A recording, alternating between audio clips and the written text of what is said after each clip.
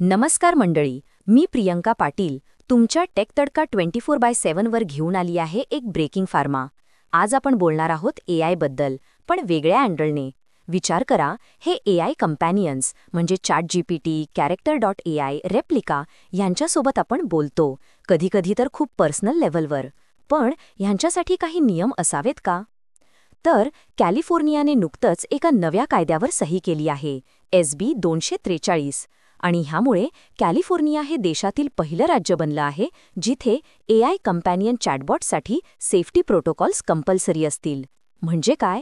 तर मुलांचे आणि जे लोक वल्नरेबल आहेत म्हणजे गरजूंना, यांना एआयच्या चुकीच्या वापरापासून वाचवण्यासाठी हे पाऊल उचललं आहे. Sticky scenario. बिग कंपन्या जसं की मेटा, ओपनएआय पासून ते Character.ai रेप्लिकापर्यंत जर त्यांचे चॅटबॉट्स ह्या कायद्याच्या नियमांप्रमाणे चालले नाहीत तर त्यांना कायदेशीर कारवाईला सामोरे जाणे लागेल. शॉक? म्हणजे ह्या कंपन्यांना आता जबाबदार धरलं जाईल. हा कायदा का आला? तर खरं तर एका 13 वर्षांच्या मुलाच्या आत्महत्येनंतर ह्यात जोर मिळाला, ज्याने ओपनएआयच्या ChatGPT-सोबत खूप वेळ सुइसाइडल कॉन्व्हर्सेशन्स केल्या होत्या.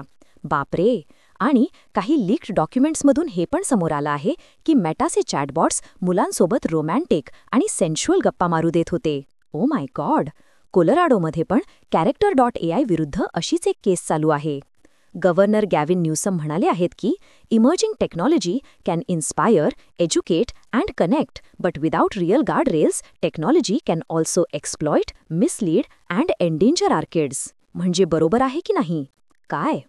ह्या कायद्यात 1 जानेवारी 2026 पासून हे लागू होईल. यात एज व्हेरिफिकेशन म्हणजे वयाची पडताळणी आणि सोशल मीडिया व कंपॅनियन चॅटबॉट्सबद्दल वॉर्निंग्ज असतील. प्लस डीपफेक्सद्वारे इल्लीगल गोष्टी करणाऱ्यांवर मोठी कारवाई होईल, तब्बल $250,000 पर्यंत दंड. गजब! सर्वात महत्त्वाचं म्हणजे सुएसाइड आणि सेल्फ हार्म यांना ॲड्रेस करण्यासाठी कंपन्यांना प्रोटोकॉल्स बनवावे लागतील. सुइसाइडल कॉल्सला इग्नोर नाही करता येणार. आणि हो, कंपन्यांना हे स्पष्ट करावं लागेल की ह्या एआय इंटरॅक्शन्स आहेत ह्या खऱ्या नाहीत आणि चॅटबॉट्स स्वतःला हेल्थ प्रोफेशनल्स म्हणू शकणार नाहीत. Get it? मायनॉरिटी लोकांसाठी ब्रेक रिमाइंडर्स असतील आणि सेक्शुअली एक्सप्लिसिट इमेजेसपासून त्यांना वाचवलं जाईल. नो. ओपनएआय तर ChatGPT-साठी पेरेंटल कंट्रोल्स, कंटेंट प्रोटेक्शन्स आणत आहे. Character.ai पण सांगतं की त्यांचे चॅट्स फिक्शनल आहेत. एकंदरीत ह्या नवीन कायद्यामुळे एआयच्या जगात एक नवीन जबाबदारी येणार आहे.